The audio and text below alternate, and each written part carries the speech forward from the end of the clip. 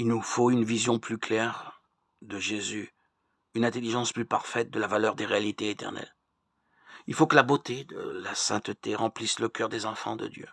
Pour cela, demandons à l'auteur de toute sagesse de nous dévoiler les choses divines. Élevons nos âmes vers les hauteurs où l'on respire l'atmosphère du ciel.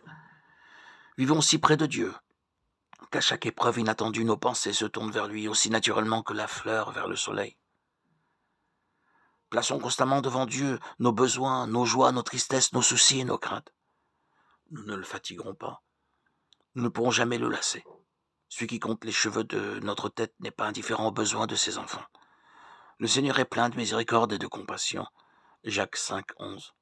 Son cœur est touché par nos douleurs et par le récit même que nous lui en faisons. Apportons-lui tous nos sujets de préoccupation. Rien n'est trop lourd pour celui qui soutient les mondes et dirige l'univers.